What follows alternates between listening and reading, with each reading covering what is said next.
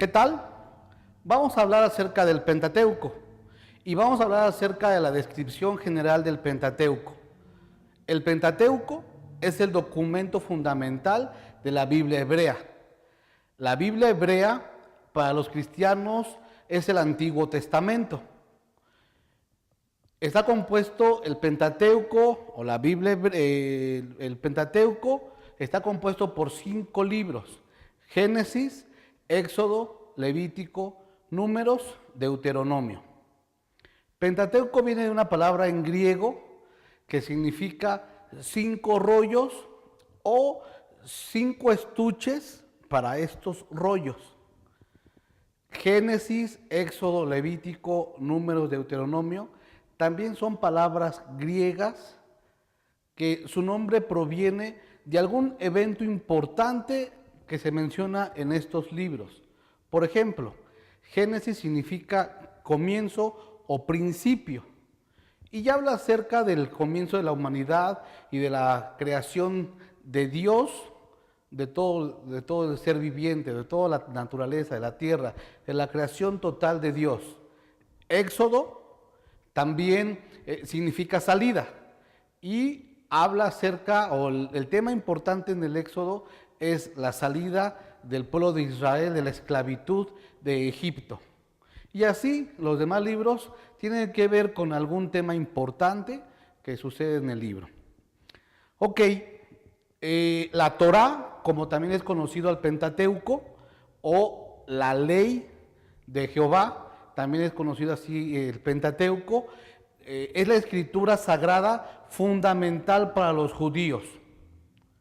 Y nosotros, para realizar un estudio acerca del Antiguo Testamento, debemos tener en cuenta la perspectiva judía de estos libros, ya que toda la Biblia es una obra de judíos. La Torá, que también así es llamado al Pentateuco, o también se le puede llamar la ley de Jehová, es el libro más importante para el pueblo judío. Nosotros, al hacer un estudio del Pentateuco, tenemos que tomar en cuenta la perspectiva judía de todas las escrituras, ya que toda la Biblia es una obra judía. Y nosotros podemos entender que el Pentateuco o la Torá es la revelación misma de Dios hacia su siervo Moisés.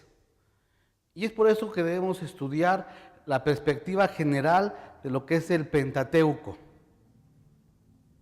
Los 5 libros son de gran importancia para el pueblo de Israel, ya que los profetas, que para el pueblo de Israel va desde Josué hasta Malaquías, estos libros se basan principalmente en la Torá o Pentateuco, o su forma de pensar, su pensamiento tiene que estar en base a la Torá, al Pentateuco. Es por eso también que es muy importante que nosotros revisemos y le demos la suma importancia a este libro, a estos libros, a estos 5 libros, Pentateuco. Vamos a ver cuál es el contenido de la Torá. La Torá o Pentateuco comienza con la creación del mundo, de los animales y del ser humano. Claro que eso lo veremos más detalladamente más adelante, cuando veamos en la siguiente unidad a detalle el libro de Génesis. Vamos a darles una visión general de lo que es la Torá. Entonces, comienza con la creación del mundo. Sin embargo, los primeros humanos, incluyendo a Adán y a Eva, desobedecieron los preceptos, los principios, la ley, los mandatos que Dios había dado. Y entonces, Dios, cansado de esta situación, dice la palabra de Dios que se arrepiente de haber formado al hombre. Y Él entonces da un mandato o decide intervenir para quitar o matar o deshacerse de todo ser vivo sobre la faz de la tierra, excepto un hombre. Dios encontró en una persona, en el hombre de Noé, a una persona obediente que le fue fiel a Dios. Y Dios le encomendó una tarea de construir un arca.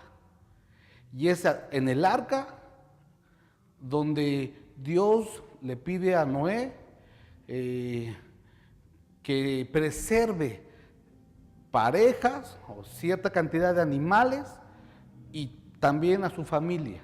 Y es así como, acabando el diluvio, se volvió a sobrepoblar o a poblar la tierra.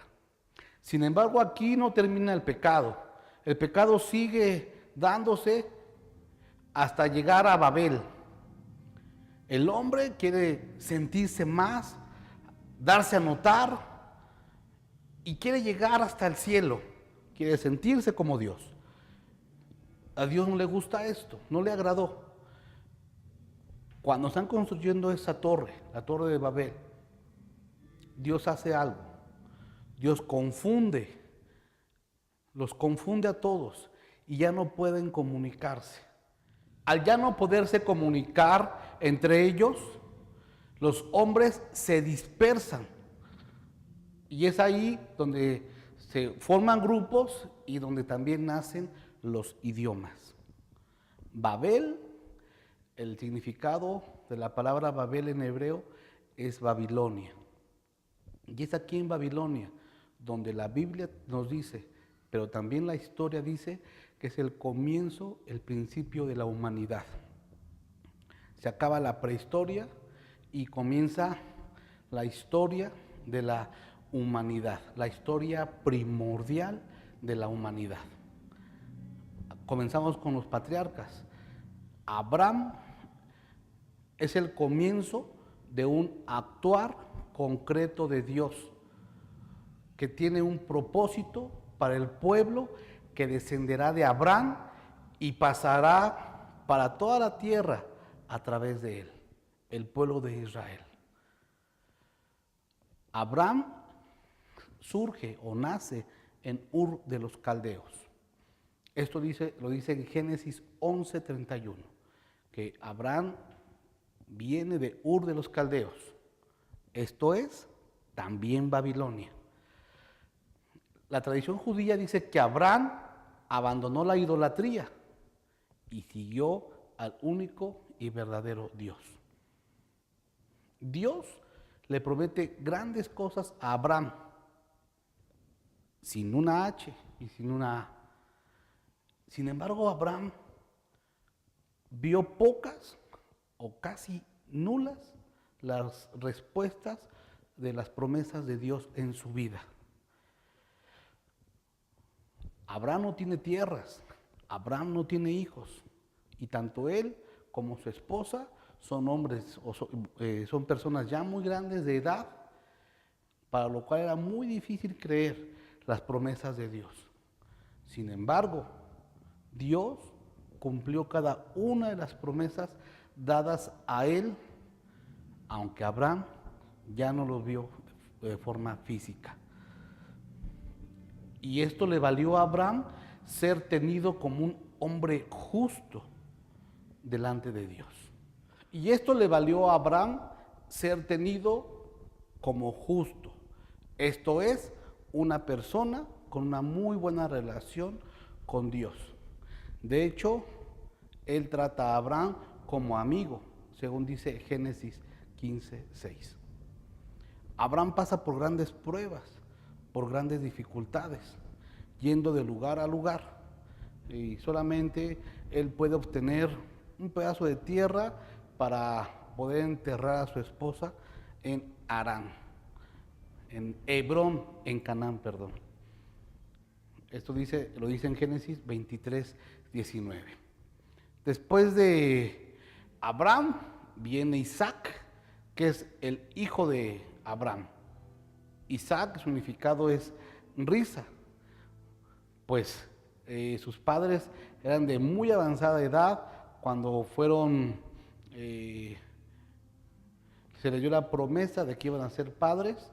Dice la Biblia que eso le causó risa a Sara, la mamá de Isaac, y es por eso que a Isaac le pusieron el nombre de risa, o significa Isaac, significa risa. También Isaac pasó por muchas dificultades. En la infancia, él iba a ser muerto por su padre Abraham cuando lo iba a sacrificar para ofrecérselo a Dios. Sin embargo, en ese momento, Dios proveyó holocausto para el sacrificio y ya no tuvo que perder la vida Isaac. Isaac se casó con Rebeca y también es llamado patriarca de Israel. Después de esto viene Jacob, que es hijo de Isaac. Jacob que lucha con Dios. Jacob, el nombre significa usurpador o mentiroso o tranza. Y Dios le cambió ese nombre por Israel, que significa el que pelea con Dios. Jacob es el padre de las 12 tribus de Israel. Sin embargo, este Jacob es muy astuto, pero debe huir porque tuvo un conflicto, entró en enemistad con su hermano Esaú. Esto lo podemos ver en Génesis 27:43, que hubo un conflicto entre ellos en Aram, esto es Babilonia otra vez. Entonces Jacob salió huyendo y ahí fue donde se enfrenta con Dios, con un ángel, y es donde le cambian su nombre de usurpador, mentiroso, a Israel. Después de aquí viene José, hijo de Jacob. Los demás hermanos de José le tenían envidia a José. No lo querían, porque José era un hijo predilecto de Jacob. Y pasando muchas situaciones, José es vendido y llega a Egipto. Pasando otras situaciones conflictivas, después de mucho tiempo, José es nombrado o llega a ser el segundo de Faraón. Y Faraón le encarga a José toda la administración de Egipto. En el pueblo de su papá, de su padre Jacob, con sus hermanos, hay una gran hambruna. Y esa necesidad llevó a los hermanos de José a ir a este Egipto a comprar alimento, víveres. Y es aquí donde José tiene la oportunidad de bendecirlos, de amarles y de perdonarles a sus hermanos por aquella situación de haberlo vendido. ¿Ok? José había hecho que José permitió que sus hermanos junto con toda su familia dejaran sus tierras y vinieran a Egipto a vivir. Y José pudo hacer que les dieran una tierra adecuada o de las mejores tierras de Egipto para que vivieran él y su familia. Y por mucho tiempo fue así. Pero murió Faraón y entonces subió a gobernar un faraón que no conocía a José. Y entonces él, teniendo miedo de que los israelitas pudieran sublevarse, se adelanta y empieza a castigar y esclavizar al pueblo de Israel. Es aquí donde son subyugados, el pueblo de Israel es subyugado y esclavizado. Y es aquí donde se cumple la promesa de fructificar y multiplicarse. En este momento el pueblo de Israel ya es muy grande, ya pasamos al libro del Éxodo. Y es aquí donde hay otra situación, aparece Moisés. Moisés, hijo de una israelita, cuando Egipto manda a matar a todos los infantes, la mamá de Moisés salva a su hijo y lo echa en una canasta por el río Nilo. Y es rescatado por la hija de Faraón y entonces es educado, formado, criado bajo la tutela de la hija de Faraón en el palacio. Él junto con su hermano Aarón, que son de la tribu de Leví, que es el gran padre de los sacerdotes de Israel. Y es a él, a Moisés, a quien Dios revela su nombre inefable, Yahvé o Jehová. Dios quiere que su pueblo salga de la esclavitud de Egipto y escoge a Moisés, al caudillo Moisés. Dios quiere que Israel deje de ser esclavo para ir a adorarlo a la tierra que fluye leche y miel, a un monte sagrado. El faraón se niega, el faraón no deja al pueblo de Israel que salga. Sin embargo, todo está controlado, todo está en las manos de Dios. Y Dios mismo endurece el corazón de Faraón para que no deje salir al pueblo de Israel, para que Dios se manifieste con poder y gloria. Y entonces Faraón pueda ver, junto con todo Egipto, el poder de Dios. Y es cuando vienen las famosas plagas, 10 plagas. Y la última plaga, la muerte de los primogénitos, con la autorización después de la muerte del primogénito de Faraón, la salida del pueblo de Israel de Egipto. Y es ahí, en esa última plaga, donde se instituye la Pascua, donde por primera vez se celebra la Pascua y donde el ángel de Jehová pasa por todo Egipto, librando de la muerte a los hijos de Israel. Es ahí donde celebramos por primera vez la Pascua. Es la gran fiesta de la liberación de Israel de la esclavitud para servir solo a un Dios, al Dios verdadero.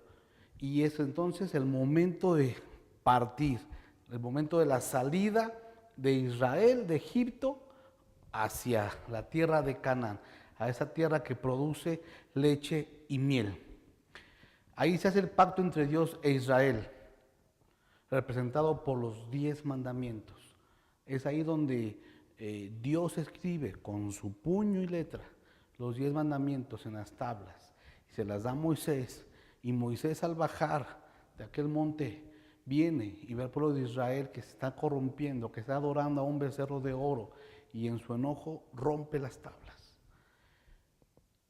Después Dios le vuelve a dictar y Moisés vuelve a escribir los mandamientos de él, de Dios, y se vuelve a dar al pueblo de Israel los 10 mandamientos. Y sigue ese paso hacia Canaán. Éxodo habla todo lo que es el paso desde la salida de Egipto, el paso del Mar Rojo, la apertura del Mar Rojo y el camino hacia Canaán, donde Dios iba con ellos en todo tiempo. Durante la mañana en una gran nube que les proveía sombra, y durante la noche en una antorcha encendida que les proveía calor para ese frío en el desierto. Ahora viene el libro de Levítico. Levítico ocupa la posición central del Pentateuco o de la Torá.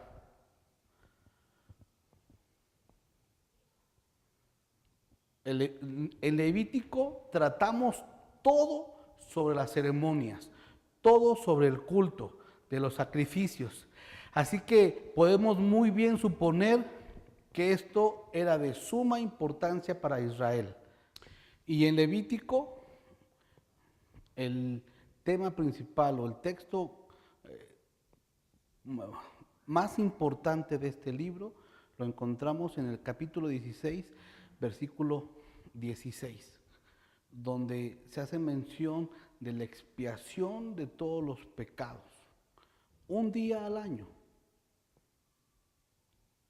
se tenía que ir a hacer sacrificio para que todas nuestras culpas o todos los pecados del pueblo de Israel fueran perdonados, fueran limpiados, todas las impurezas del pueblo que se acumulaban durante todo el año. Ese día eran perdonados todos los pecados. Ese día es una fiesta ahora, se sigue celebrando entre el pueblo judío. Esa fiesta llamada Yom Kippur, Yom, esta fiesta llamada Yom Kippur, que hasta ahora sigue siendo una fiesta donde recuerdan ese día donde el sumo sacerdote, la única persona que podía entrar al lugar santísimo y podía llevar en él todos los pecados de todo el pueblo. Era el único día que se podía entrar al lugar santísimo y hacer sacrificio, ofrecer holocausto por los pecados de todo el pueblo. Es ahí, Levítico nos habla de todas las fiestas, de todas las ceremonias, pero el texto base o el texto central es el perdón de los pecados, en capítulo 16, versículo 16. Y este capítulo, este libro, todo el Pentateuco, es un símbolo de Jesús. Necesitamos la presencia de Jesús para que nuestros pecados puedan ser perdonados. También Levítico tiene otras leyes muy interesantes acerca de las fiestas, acerca de los rituales, que finalmente todas son fiestas ahora. Ahora se siguen celebrando las fiestas, pero tienen todo un ámbito religioso siempre. También hablamos del jubileo, que es una fiesta de liberación que sucedía cada 50 años, donde a los esclavos eran liberados, donde los deudores se les perdonaba su deuda, y también tiene que ver mucho con nuestro Señor Jesús. También podemos ver otros pasajes importantes, como el de las maldiciones, pero el de las bendiciones también. Eso habla ese es el panorama de este libro. Pasamos al libro de Números. Su nombre en hebreo, el significado de su nombre en hebreo es en el desierto. Y no necesariamente desierto tiene que ver con arena. El desierto tiene que ver, en inglés es wilderness, que significa un lugar salvaje de bestias, que se puede decir que habitaban demonios. Ahí se puede entender en el Nuevo Testamento. Hay pasajes que hablan de este tipo de situaciones en Mateo 4:1, Lucas 8:29. Ya vemos en este libro de Números ya el pueblo de Israel bien organizado, por tribus bien organizadas.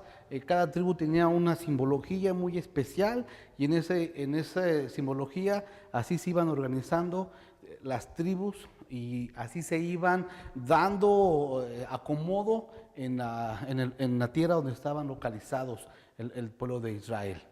También el pueblo de Israel estaba acomodado de tal forma que en el centro donde ellos estaban habitando estaba el lugar santísimo, protegido por los sacerdotes, y después de esto los levitas.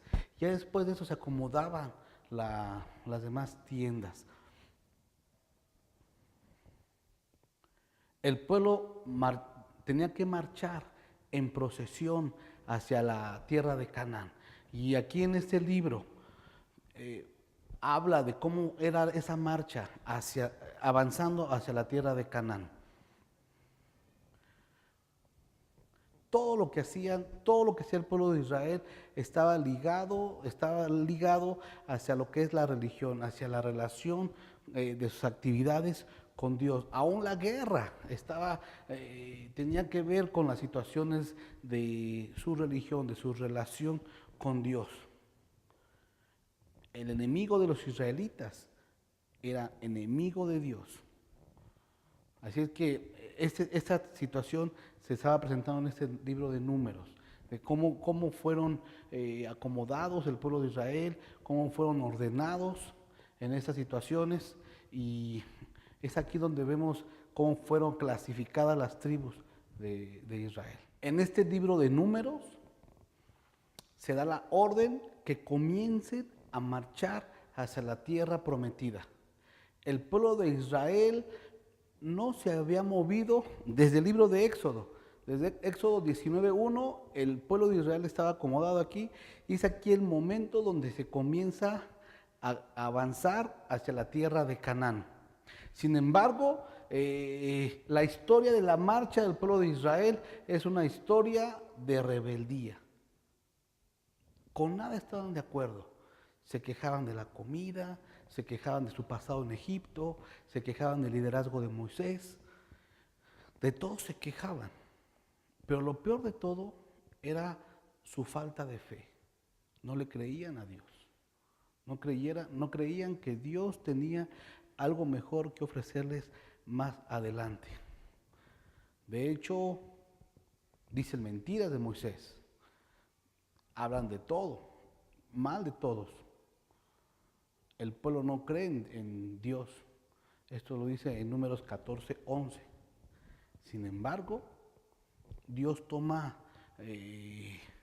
decisiones y Dios ha decidido que ninguna persona que salió de la tierra de Egipto va a entrar a la tierra prometida.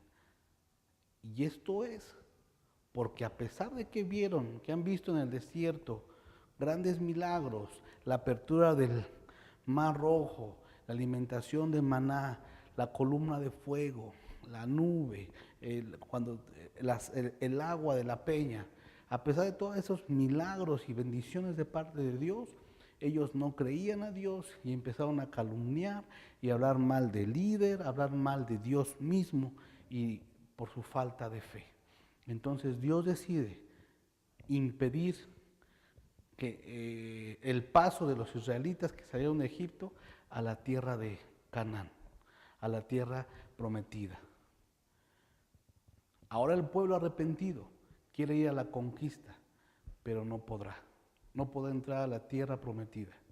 Esa es la historia del desierto, tiempo perdido, inútil. Para algunos pensadores de Israel es tiempo perdido e inútil. Sin embargo, hay algunas conquistas y Dios indica cómo se repartirá la tierra de Canaán, la tierra prometida. El último libro del Pentateuco, ya vimos características generales de Génesis, Éxodo, Levítico, Números, Deuteronomio. La segunda ley, se le conoce también al libro de Deuteronomio. Es un libro de gran importancia. Es tanto la conclusión de la ley como también la introducción de una historia muy importante, la segunda ley, que va desde Josué hasta el segundo libro de los Reyes. Esto explica cómo el pueblo de Israel fue llevado al exilio babilónico y por qué Dios abandonó a su pueblo y a su templo en el año de 587 antes de Cristo. La historia de Deuteronomio es una historia también de rebeldía, de malos reyes que el pueblo había pedido, pero que se habían apartado de la bendición de Dios, o que los reyes se habían apartado de la voluntad de Dios. Este libro habla de cómo el pueblo pidió reyes, pero esos reyes alejaron al pueblo de Israel de la presencia de Dios. Y es aquí donde se cumple la promesa de Dios o el mandato de Dios, que ninguno va a entrar a la tierra prometida, incluyendo Moisés. Aun cuando Moisés pidió entrar, le suplicó a Dios que entrar a la tierra prometida, Dios no le concedió. Solamente Dios le concedió subir a una parte alta de un monte y poderlo visualizar, la tierra prometida. Pero ni a Moisés le fue permitido entrar. Solamente 2 hombres, Caleb y Josué. Pero también este libro de Deuteronomio, el último libro del Pentateuco, podemos ver su significado. La segunda ley es otra vez decir a la gente, otra vez repetirles o hacer una nueva tesis de los mandatos que Dios diseñó en el Éxodo, que Dios mandó dar al pueblo en Éxodo. Otra vez ahora se vuelve a dar la ley de Dios que fue rota, que fue transgredida En el libro de Deuteronomio se repite otra vez a las nuevas generaciones la ley de Dios y el reencuentro entre las nuevas generaciones y Dios. Esto habla este libro de Deuteronomio a grandes rasgos. Vamos a ir poco a poco desglosando parte por parte, libro por libro. Es poco tiempo, pero vamos a ir diciendo lo más importante del libro de Génesis, lo más importante de Éxodo, lo más importante de Levítico, de Números y de Deuteronomio. Dispongamos nuestra mente, abramos nuestra mente, pero también abramos nuestro corazón para que Dios también hable a nuestras vidas y podamos entender estos grandes principios, estas grandes enseñanzas y de qué forma podemos aplicarlas no solamente con nuestras vidas, sino en nuestro medio donde nos desenvolvemos. Que Dios les bendiga y estamos en contacto.